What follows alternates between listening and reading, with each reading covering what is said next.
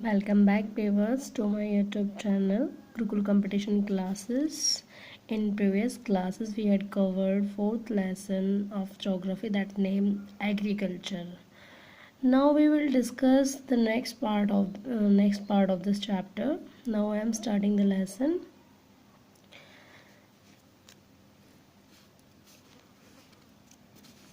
In intensive subsistence agriculture, the farmer cultivates a small plot of land using simple tools and more labor. गहन जीवन निर्वाह कृषि में किसान एक छोटे भूमि के एक छोटे से टुकड़े पर खेती करता है जिसमें वह सिंपल से टूल्स यानी साधारण औजारों और अधिक श्रम का इस्तेमाल करता है.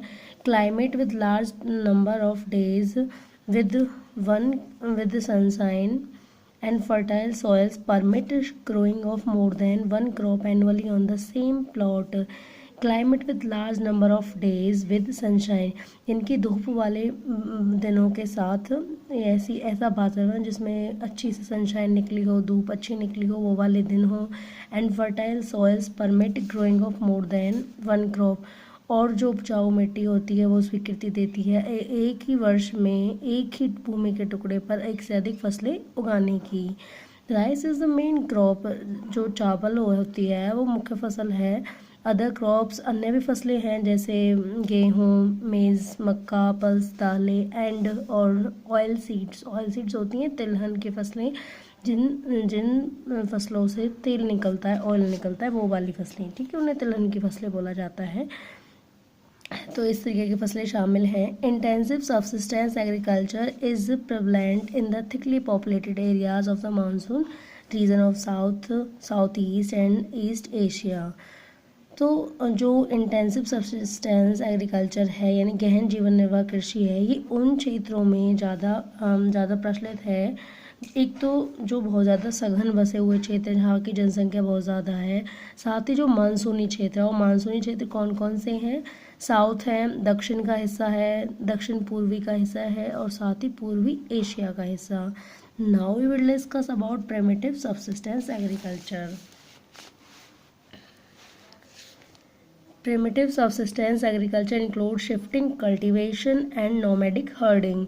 जो पुरातन जीवन निर्वाह कृषि होती है उसमें शिफ्टिंग कल्टीवेशन यानी स्थानांतरण खेती एंड नोमैडिक हर्डिंग यानी जो खानाबदोशों या घूमंतुओं का जो झुंड होता है, इन दोनों को हम शामिल करते हैं.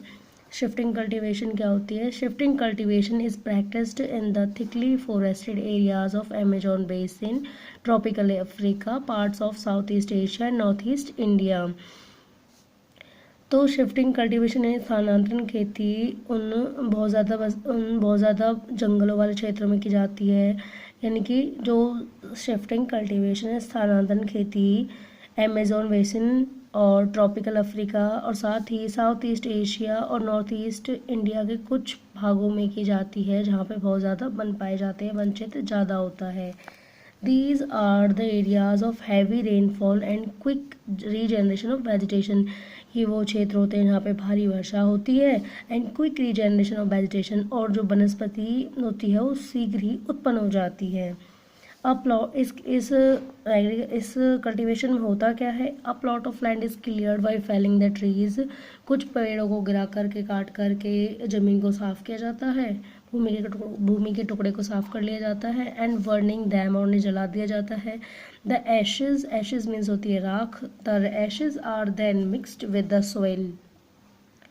इसी के साथ राख जो है मिट्टी के साथ मिल जाती है. एंड क्रॉप्स लाइक मेज़, और कुछ फसलें उगाई जाती हैं जैसे मेज़ यानी मक्का, यम को बोलते हैं शकरकंद, potatoes and cassava are grown. तो कसावा जिसको कहवा भी बोलते हैं, तो इस तरीके की फसलें उगाई जाती हैं. After the soil losses it's fertility, जब मिट्टी अपनी उपजाऊ शक्ति को खो देता है, द लैंड इज अबैंडन्ड, तो भूमि को छोड़ दिया जाता है. And a cultivator moves to a new plot, और जो खेती करने वाला होता है कृषक वो दूसरे प्लॉट की तरफ बढ़ जाता है. Shifting cultivation is also known as slash and burn agriculture. तो स्थानांतरण खेती को स्लैश एंड बर्न यानी कि कर्तन दहन खेती के नाम से जाना जाता है. कर्तन मीन्स काटना, स्लैश काटना एंड बर्न जलाना, दहन, ठीक है. तो कर्तन दहन खेती के नाम से भी इसको जाना जाता है. Now, nomadic herding. Nomadic herding is practiced in the semi-arid and arid regions of Sahara, Central Asia, and some parts of India like Rajasthan and Jammu Kashmir. तो नोमैडिक हर्डिंग जो होती है, जो घुमंतू चरवाहे जो होते हैं, घुमंतू का झुंड होता है, इस तरीके के झुंड उन क्षेत्रों में पाए जाते हैं जो शुष्क अर्धशुष्क क्षेत्र होते हैं, मतलब सूखे हुए या फिर सूखे हुए क्षेत्र होते हैं। और ये सूखे क्षेत्र कहाँ कहाँ के, जैसे सहारा, सेंट्रल एशिया, सब भारत के कुछ राज्य हैं जैसे राजस्थान और जम्मू कश्मीर। तो इन क्षेत्रों में इस तरीके के नोमैडिक हर्डिंग, इस तरीके के जो चरवाहे होते हैं, घुमंतू चरवाहे, वो यहाँ पाए जाते हैं। ठीक है, तो मेनली जो शुष्क क्षेत्र होते हैं, सूखे प्रदेश होते हैं, वहीं पर ये मिलते हैं। In this type of farming, इस तरीके की खेती में herdsmen move from place to place with their animals for water along defined routes. इस प्रकार की खेती में हर्ड्समैन जो चरवाहा होता है वो एक स्थान से दूसरे स्थान पर अपने जानवरों के साथ फॉडर के लिए यानी चारे के लिए और भोजन उसके पानी के लिए एक स्थान से दूसरे स्थान पर घूमता है अलोंग डिफाइंड रूट, एक निश्चित मार्ग पर। This type of movement arises in response to climate constraint and terrain.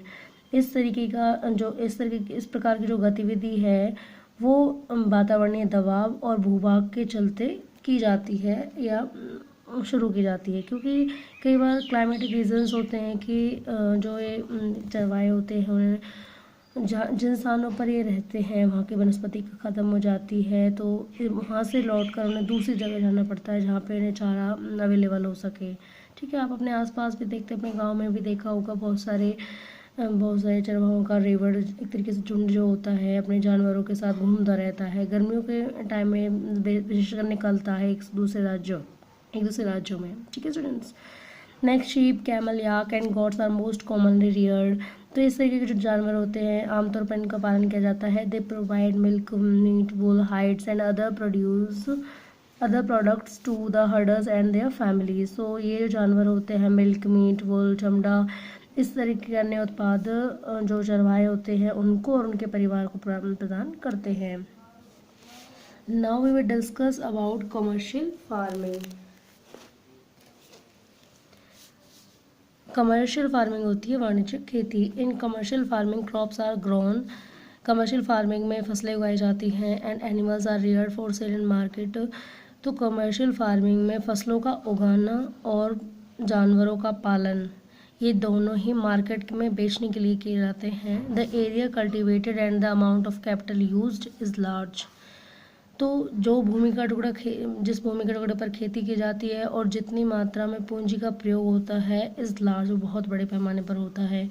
Most of the work is done by machines. इनमें से अधिकतर जो कार्य होता है मशीन्स के द्वारा किया जाता है। Commercial farming includes commercial grain farming includes commercial grain farming, mixed farming and plantation agriculture। जो वाणिज्यिक खेती होती है उसमें अन्य प्रकार की खेती भी शामिल हैं, जैसे कमर्शियल ग्रेन फार्मिंग यानी कि वाणिज्यिक अनाज खेती, मिक्स्ड फार्मिंग मिश्रित खेती यानी कि बहुत सारी फसलों को एक साथ उगा लेते हैं, एंड प्लांटेशन एग्रीकल्चर साथ ही रोपण कृषि। तो प्लांटेशन होती है रोपण कृषि। Okay, in commercial grain farming crops are grown for commercial purpose. जो कमर्शियल ग्रेन फार्मिंग होती है उसमें फसलें कमर्शियल पर्पज यानी कि वाणिज्यिक या फिर व्यापार के उद्देश्य से उगाई जाती हैं। Wheat and maize are common commercially grown grains. तो गेहूँ और मक्का इस तरीके के आम साधारण से जो वाणिज्यिक अनाज है जो उगाए जाते हैं। Major areas where commercial grain farming is practice are temperate grassland of North America. इन जो मुख्य क्षेत्र हैं जहाँ पर वाणिज्यिक अनाज खेती की जाती है वो हैं टेम्परेट ग्रासलैंड नॉर्थ अमेरिका के, यूरोप है एंड एशिया और Asia. These areas are sparsely populated with large farms, यानी these areas are sparsely populated with large farms spreading over 100 of hectares. तो ये जो क्षेत्र होते हैं इसमें बहुत ही सघन बसे हुए क्षेत्र होते हैं जहाँ पर बड़े बड़े फार्म होते हैं, फैले हुए होते हैं। तो मतलब स्पार्सली एक तरीके से विरल होता है, यहाँ पे बहुत ही कम पॉपुलेशन होती है। तो उन क्षेत्रों में ये इस तरीके के फार्म्स मिलते हैं जो जहाँ पे ज़मीनें खाली रहती हैं, बड़े बड़े फार्म होते हैं, सैकड़ों एक हेक्टेयर जो ज़मीनें होती हैं वो खाली पड़ी हुई होती हैं। तो इन खाली पड़ी ज़मीनों का इस्तेमाल किया जाता है वाणिज्यिक खेती के लिए। Severe winters restrict the growing season and only a single crop can be grown। जो कठोर जो ठंड का जो वातावरण होता है उसमें फसलें उगाई जाती हैं, परंतु केवल एकमात्र ही फसलें इस तरीके के सीज़न में उगाई जा सकती हैं। ठीक है, तो विंटर सीज़न में सिर्फ एक ही फसलें उगा पाते हैं। ठीक है, जबकि समर सीज़न में बहुत सारी फसलें उगा देते हैं। ठीक है, तो नाउ वी आर, तो अब मैं यहीं पर स्टॉप करती हूँ स्टूडेंट्स। नेक्स्ट पार्ट में हम इस चैप्टर को कवर करेंगे।